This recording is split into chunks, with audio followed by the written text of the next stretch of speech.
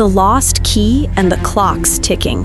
Little Pip was not just any fairy, she was the smallest, and she lived in the very heart of the Whispering Willow tree, where the air smelled of sweet moss and dreams.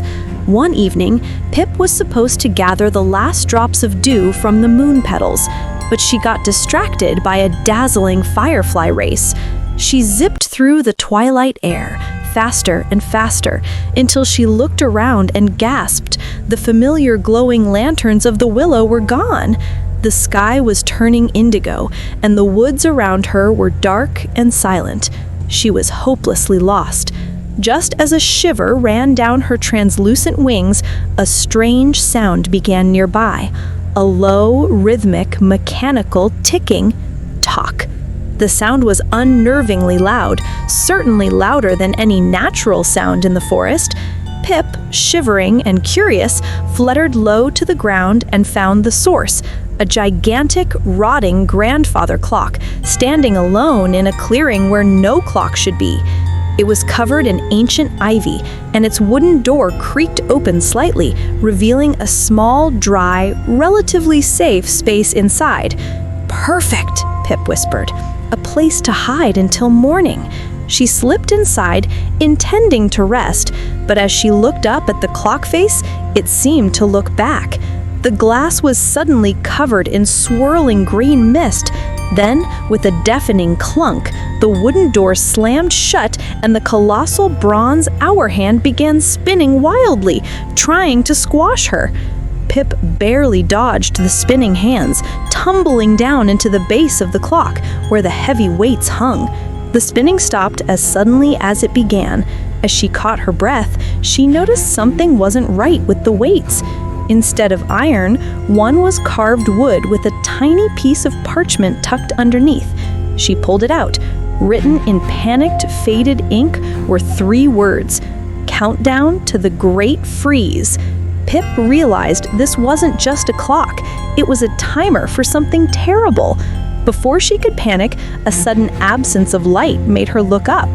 A massive, silent, dark-feathered shadow passed over the clock face, blocking the moonlight entirely. The shadow stabilized.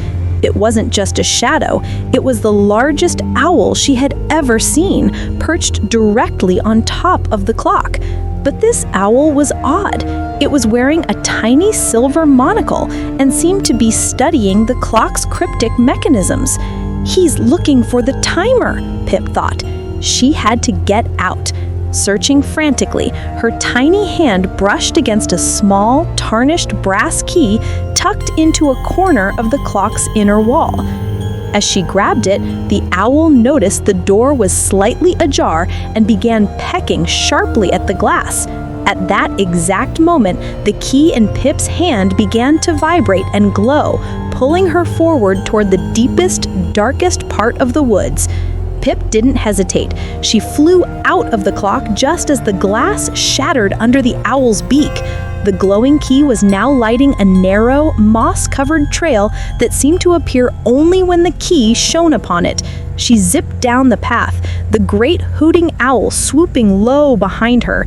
The glowing path was leading her somewhere, but not the Whispering Willow.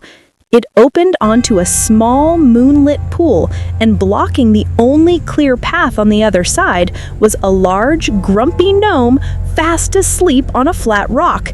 Worse, the tiny brass key Pip was holding was tugging Pip directly toward the sleeping gnome.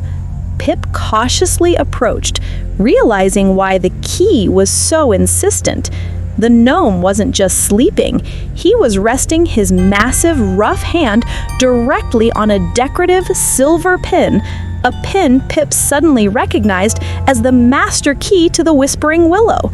The dark Great Freeze clock was ticking down in the distance.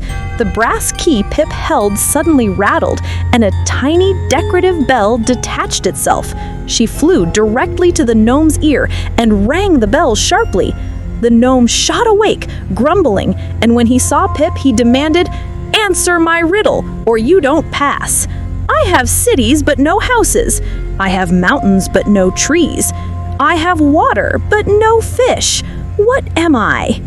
Pip thought quickly, realizing the answer was a map. The gnome smiled, shrank instantly, and the rock beneath him dissolved into a sparkling, swirling portal.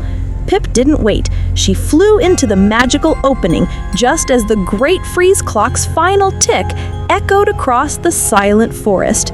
She was safe. But what exactly had she stopped?